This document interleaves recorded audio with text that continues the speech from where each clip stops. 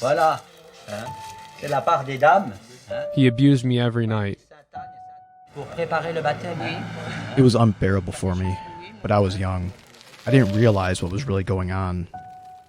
Pour ces petites choses, vous savez. Voilà. Allez, au revoir. He was treated like a king in Gabon, Africa. Father Patrick Groche, one of the longest-serving priests of the Society of St. Pius X, a traditionalist priestly group that broke from Rome in 1988. But instead of bringing the light of Christ to the African continent, Groche brought darkness, turning the mission into a predator's playground with the help of multiple FSSPX clergy. For the first time, victims are speaking out.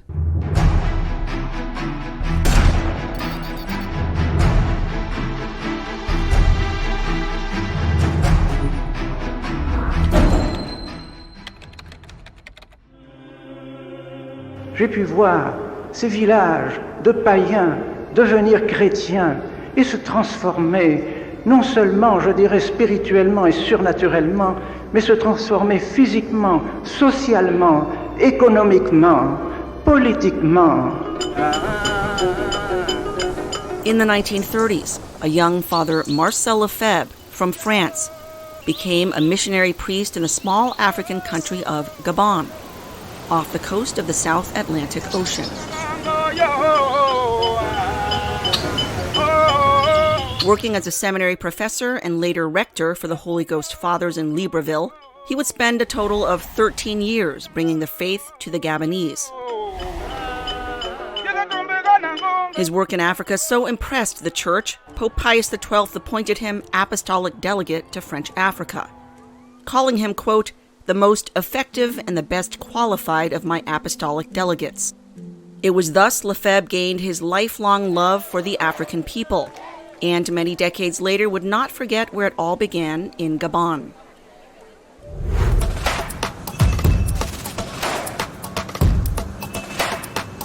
In 1985, after 40 years away, he returned to Libreville, where he was warmly welcomed back by all those who had remembered him. By his side, Father Patrick Groche, one of his earliest students, ordained for the FSSPX in 1976. Groche was the one chosen by Lefebvre to found the Society's Gabonese mission.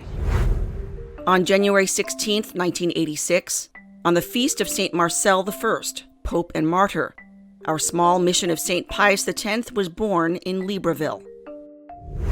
Since then, the FSSPX has branched out to 25 missions on the African continent, including in Nigeria, Ghana, Benin, Zimbabwe, Kenya, and others.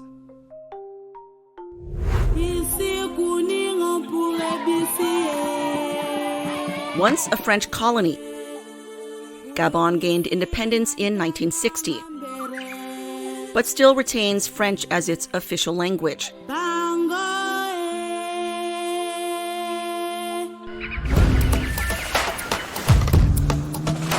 With a population of 2.5 million, 42% are Catholic. A slightly smaller percentage consist of other Christian denominations, with about 10% being Muslims. Libreville, its capital and largest city, contains about a third of the population. From 1986 to 2008, nearly a quarter of a century, Groche reigned as superior of the Libreville mission.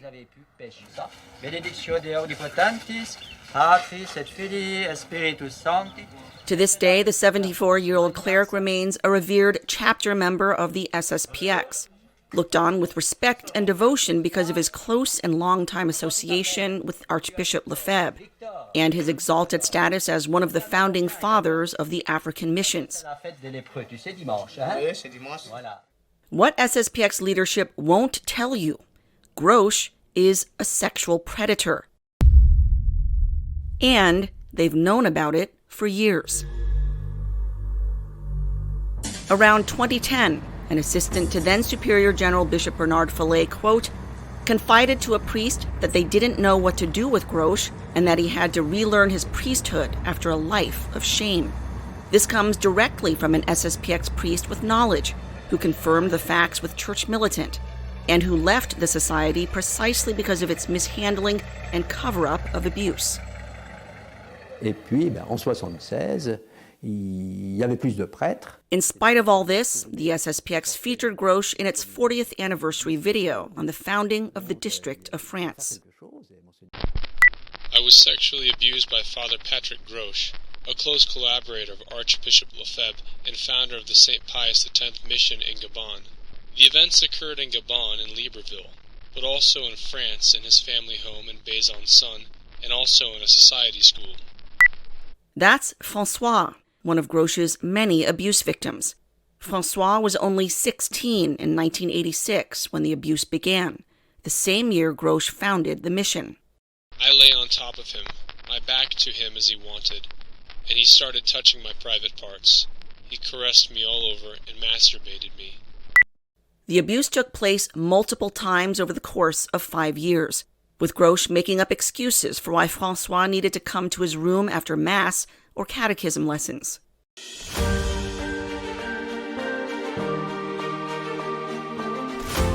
In Africa, a white priest was at that time considered an envoy of God. Our parents also respected him greatly because he was the superior of the mission of Libreville and very close to Archbishop Marcel Lefebvre. It is for these reasons that I could not react. Groche had excellent relations with local authorities and was given special treatment, trading off the honored reputation of Archbishop Lefebvre. The government even issuing a special stamp with a photo of Lefebvre on the 10th anniversary of the FSSPX mission. 10,000 were printed, quadruple the usual number.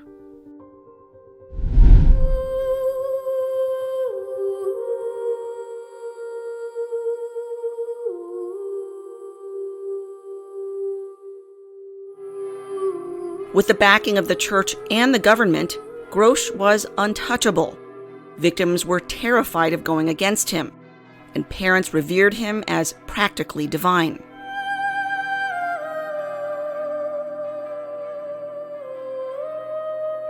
Groche was successful in fundraising for the African mission. Raking in donations he's accused of using on himself, building a spacious home in Libreville, renting luxury cars when he traveled, and living and eating well. Fellow clergy also say he adopted a colonialist mindset, looking down on locals and even making racist remarks about them.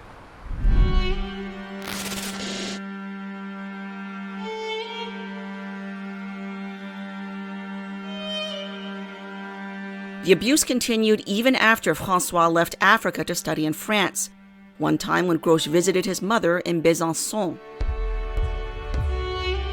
During a 2-day visit, François was made to sleep in the same room as the priest. He abused me every night. He abused me every time he came back to visit us in France in the boys' boarding house, Star of the Morning Academy, in Aigleshart, France.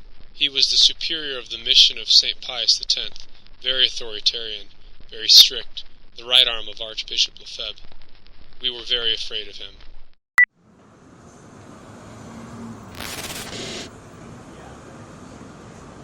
In 1993, when Groche visited François studying in Sarreguemines, France, he finally worked up the courage to tell the priest no. After that, François never saw him again. Decades passed. Now an adult, François recognized Groche had never been held accountable for his crimes. He finally reported him to the FSSPX.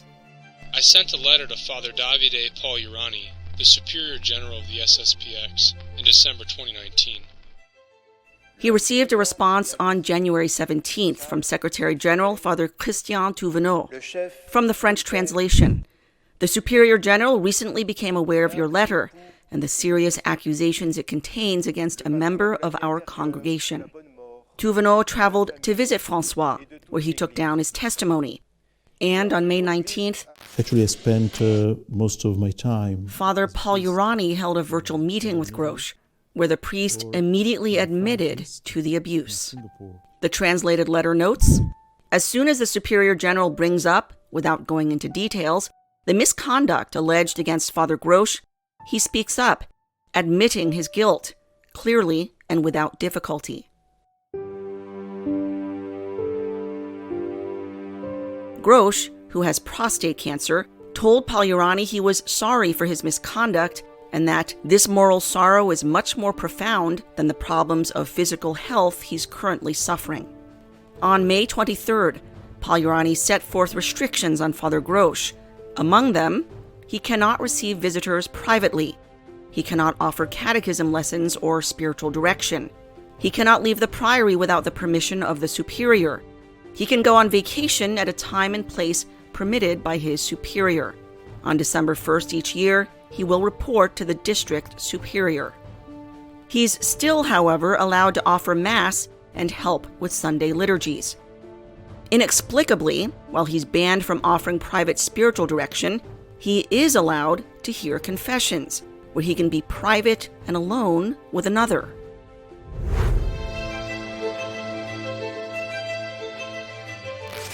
Pagliarani alerted the local prosecutor to the allegations, but the FSSPX has never issued any public statements about Groche, instead quietly transferring him to the FSSPX house in Lourdes, France, the Maison Saint-Ignace, where he remains to this day, just minutes from the world-famous sanctuary, a place of pilgrimage for scores of families with children. François believes the FSSPX only reported the case to the prosecutor because it was forced to, after Groche freely admitted to the abuse. I am certain they would never have done so if the facts had not been corroborated. Because the statute of limitations had passed, the prosecutor was unable to charge Father Groche for his crimes against children. François also doubts his movements are being strictly supervised. As Church Militant has extensively covered, the FSSPX has a history of lax oversight and even lying about predator priests' restrictions.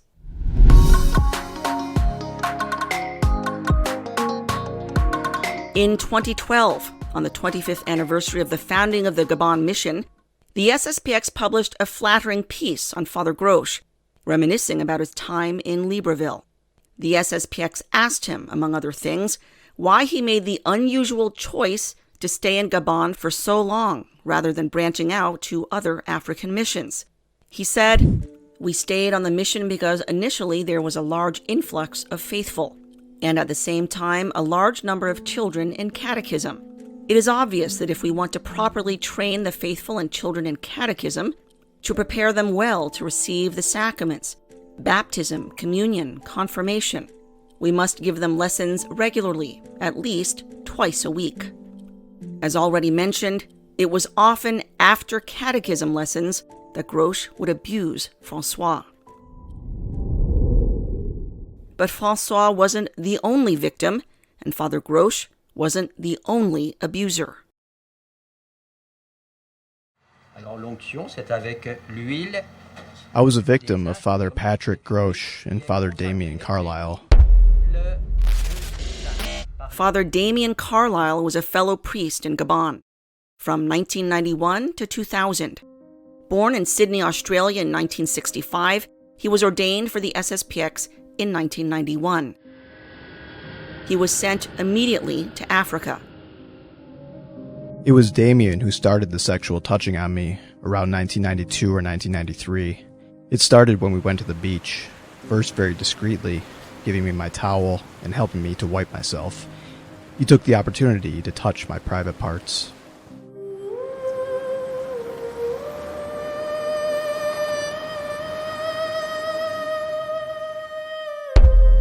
Jacques arrived at the mission in 1989. The abuse began several years later. Damien wanted me to get naked and touch my private parts. It gave him pleasure and allowed him to ejaculate. Carlisle organized beach trips, taking boys for what was supposed to be a day of fun at the shore, and then molesting them. It was unbearable for me, but I was young. I didn't realize what was really going on. Groche also took part in the abuse back at the mission. As with François and others, he would ask Jacques to come upstairs to his room alone. I arrived. He asked me to wait. He went to the bathroom and he came back naked. He asked me to masturbate him. According to Jacques, both Groche and Carlyle had a well-established system, taking sexual advantage of altar boys after high masses, including Christmas and Easter, also making them bring collection money back to their rooms, abusing them, and then paying them a few silver coins in exchange for their silence. Sometimes they would ask the boys to stay overnight. Our parents were not suspicious. They trusted the priests. Everyone called us the darling children of priests. The priests were aware of each other's abuse, and it even became a competition between them. One day I heard Father Groche say to Damien, "To each his darlings, to each his favorites."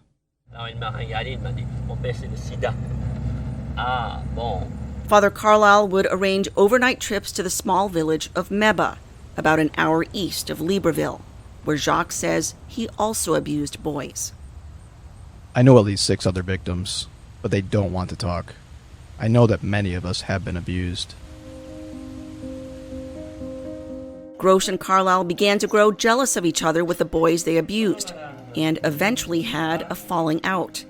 But during the period they preyed upon children, they didn't work alone. They had help. Early on, the SSPX sent Fathers Karl Stalin and Loïc Duverger to become assistant priests in Gabon. All 3 clerics had bedrooms upstairs in the mission house. Not only did they assist Groche in catechizing children, according to François, they were accomplices in his abuse. In the name of the Father, and of the Son, and of the Holy Ghost. Amen. I remember perfectly the first time when the priest who assisted Patrick Groche asked me to join him upstairs in Groche's bedroom. It was Father Karl Stalin. Stalin was in Gabon from 1986 to 1995, nearly 10 years. Today he serves as district superior in Eastern Europe, after a stint as district superior in Asia. In Gabon, he brought boys up to Groche's bedroom, alone, and left them there, alone. Father Karl Stalin and Loïc Duverger asked the children to go to Groche's room. Father Loïc Duverger also helped. In Gabon from 1986 to 1989, Duverger later served as district superior for Africa. He is brother to accused sexual predator Father Pierre Duverger, whom Church Militant has reported on extensively. He would ask the girls to call him Daddy, at times signing off by saying, "Daddy loves you." Father Pierre remains in active ministry, overseeing children at an SSPX academy near Orlando, Florida. His brother Loïc currently serves as assistant to the district superior in France. It was Stalin and Duverger who came to get me to go to Patrick Groche's room. Both Stalin and Loïc offered testimony during the investigation into Groche's abuse in 2020. Neither one admitted knowledge of the abuse, nor, of course, did they admit they facilitated the abuse. But it wasn't just Groche, Carlyle, Stalin, or Duverger. Other clergy also allegedly preyed on Gabonese boys. Named among testimony given during Groche's investigation was another priest, Florentino Panacotl, from Mexico. He oversaw the sacristy and led the Eucharistic Crusade for boys. Serving in Gabon in the 1990s, his alleged attraction for boys was known, with locals calling him a pervert.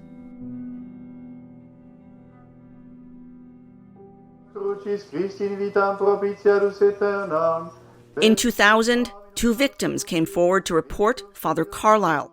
The Superior General at the time, Bishop Bernard Fallet, did what he's known for doing, transferring the predator to a new assignment. It's what Fallet did with Father Philippe Pétain, found guilty by a canonical trial of abusing multiple boys, including famed French paraplegic Vincent Lambert, who made international news in the late 2000s for his family's fight to keep him alive. It's what Fallet did with Father Frédéric Abbé, currently sitting in a Swiss prison serving time for abusing boys, arrested only weeks after Church Militant reported the convicted pedophile had been roaming free in Switzerland, only minutes from Écon, home to the FSSPX seminary. It's what Follet did with convicted rapist Father Christophe Rouanel, found guilty of torturing and raping female teachers at an FSSPX academy in France, and whom Follet squirreled away temporarily at a monastery in Beaujolais with the hopes of restoring him to ministry. But police found him first and arrested him. It's what Follet did with Father Pierre Duverger, accused of sexually grooming a 12-year-old girl he was counseling, also accused of raping a vulnerable young woman he was also counseling. Follet transferred him from Bordeaux to a monastery in New Mexico, then reinstated and promoted him. And it's what Follet did with Father Damien Carlisle, with tragic consequences.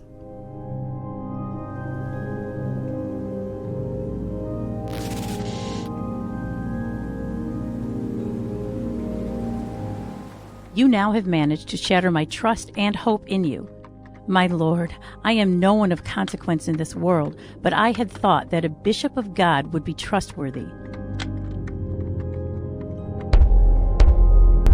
After a few months in the FSSPX seminary in Flavigny, France, Follet transferred Carlisle in 2001 to Wanganui, New Zealand, to St. Anthony's Priory, where he lived for about 2 years, granted free movement and free access to children.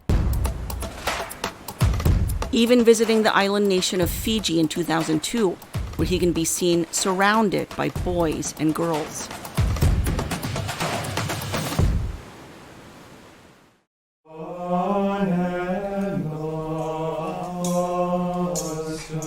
It was around 2001 that he began abusing Eric, an 11-year-old, along with Eric's young friend, Tom. I understand the sinner needs mercy and compassion, and yet, where is the mercy and compassion for the innocent? Their minds are shattered, their bodies are betrayed, their hearts broken, and their souls, something happens to their very souls, something I've never come up with a word for, but it is why even old men weep when thinking about it 60, 70, 80 years later.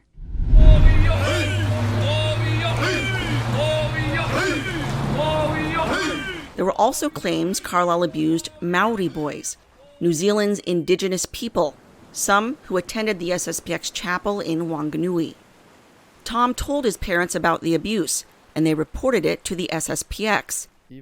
It's unclear what, if any, actions were taken by Bishop Follet at the time. It appears he waited several months before exiling Carlisle to St. Joseph House in Caussade, France, in 2003, run by an FSSPX affiliate, and which doubled as a dumping ground for problem priests. Carlisle stayed there until 2009. After the forced exile, Follet restored him to priestly ministry in Johannesburg, South Africa, where he was allowed to move freely until 2011, when Tom's mother informed Eric's mother, who had not known until then, about the abuse.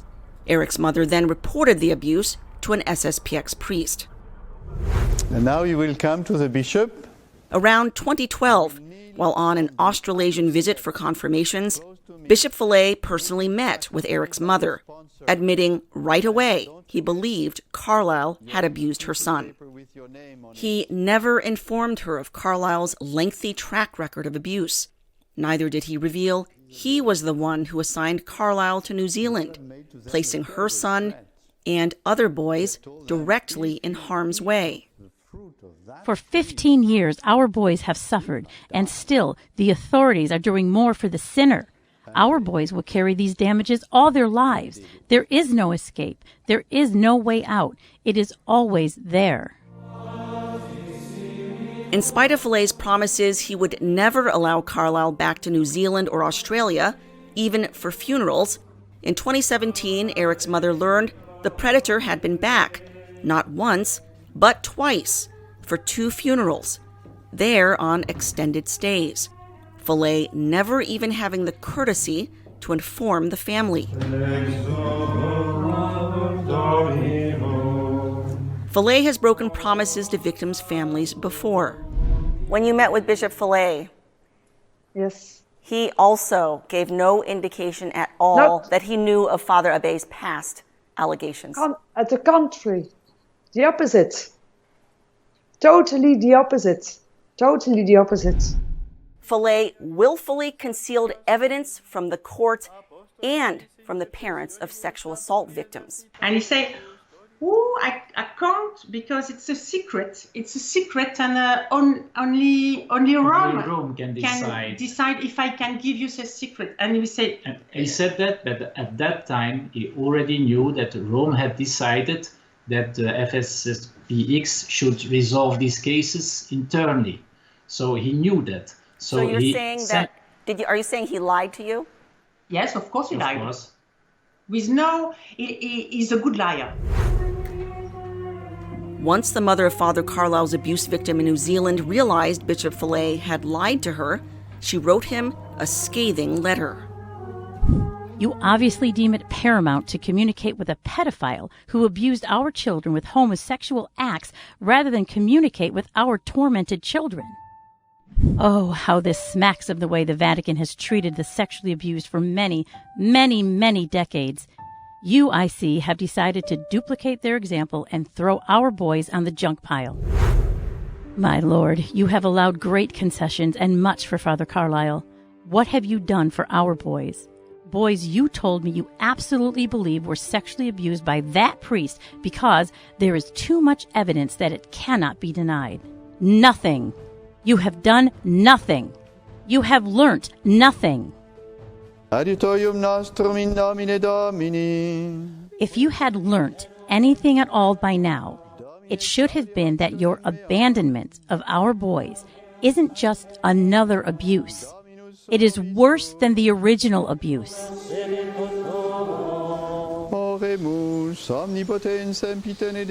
Today, Father Carlisle lives in a retreat house nestled in the French Alps, in Montgardin. Known as the Golden Prison, it's a place where the SSPX sends troubled clergy.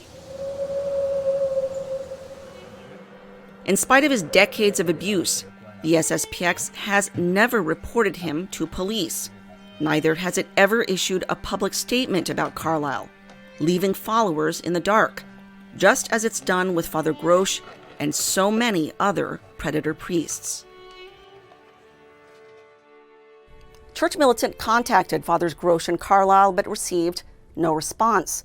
Neither did we get responses from Fathers Stalin or Pierre Duverger.